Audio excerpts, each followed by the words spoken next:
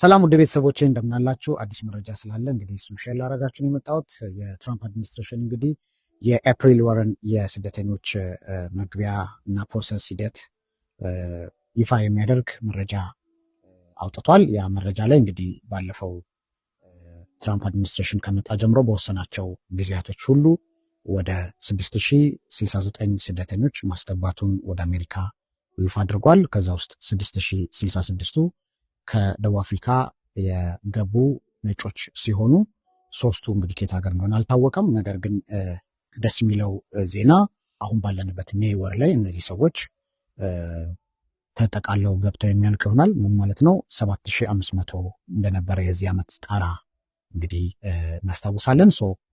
እነሱ ገብተው ካለቁ በኋላ አዲስ የስደተኞች መቀበያ ቁጥር ወይም ደግሞ ጣራ ይፋ ሊደረግ እንደሆነ ሰምተናል።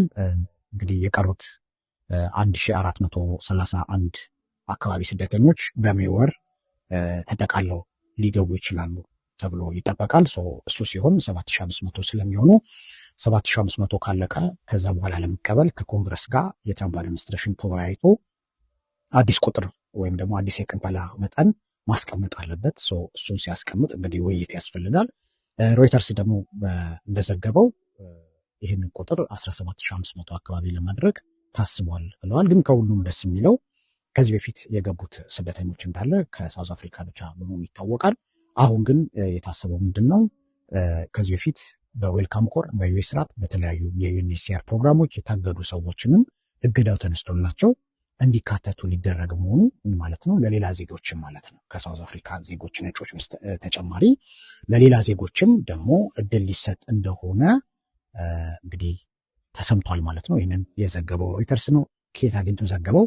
ከአድሚኒስትሬሽን ከትራምፕ አድሚኒስትሬሽን ውይይት ላይ አጀንዳ ተይዞ ሲወያዩበት እንደነበረና 17500 ለማድረግ እንዳቀዱ ከዛ ደግሞ በሩን ደግሞ ለሌሎችም ስደተኞች ክፍት ለማድረግ እየተነጋገሩ እንደሆነ ሮይተርስ የዘገበው። ይህንን ሮይተርስ ብቻ አይደለም CWS እሱም ዘግቦታል። ሌሎችም እንግዲህ ይሄ እንዳለ ያልኳቸው ነገር የተከሰተው በራሱ በትራምፕ አድሚኒስትሬሽን ነው።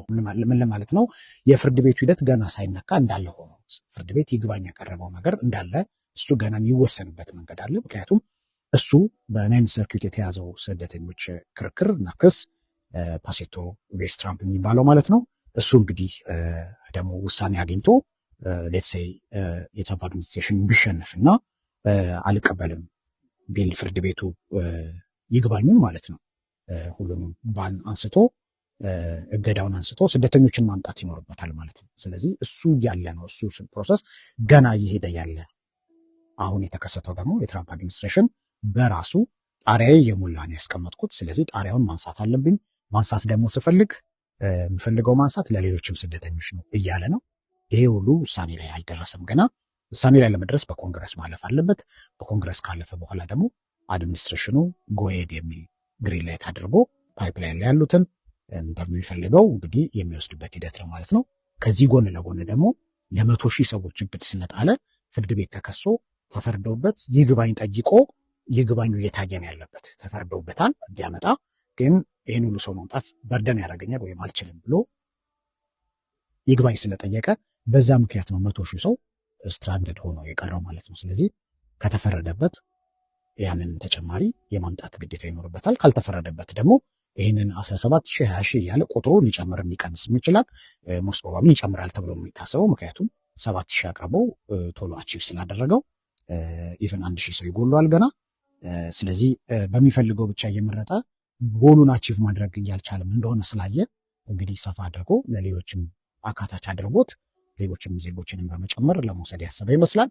የሚሆነውን እንግዲህ እየተከታተልን እናቀርብላችኋለን። ይህንን እንግዲህ በዚህ ፕሮሰስ ውስጥ እያለፉ መረጃውን ለሚፈልጉ ሁሉ ኮፒ ሊንክ ሼር እያደረጋችሁ አድርሱ። ሰብስክራይብ ማድረግ እንዳይረሳ። ሰብስክራይብ አድርጉ፣ ላይክ አድርጉ። ይድረስ እንግዲህ ለእናንተ ነው እየተጋን ያለ ነው። አሪፍ መረጃ ነው። መረጃ አይናቅም አይደነቅም፣ ግን ይሄ ጥሩ መልካም የሚባል ነው። ምክንያቱም ከአድሚኒስትሬሽኑ ራሱ የመጣ ስለሆነ ነው። ስለዚህ የሚሆነውን ደግሞ ወደፊት እያየን እናቀርብላችኋለን። ኮፒ ሊንክ ሼር ይደረግ፣ ሰብስክራይብ አድርጉ። ወዳችኋለሁ። መልካም ቆይታ። ቴንኪው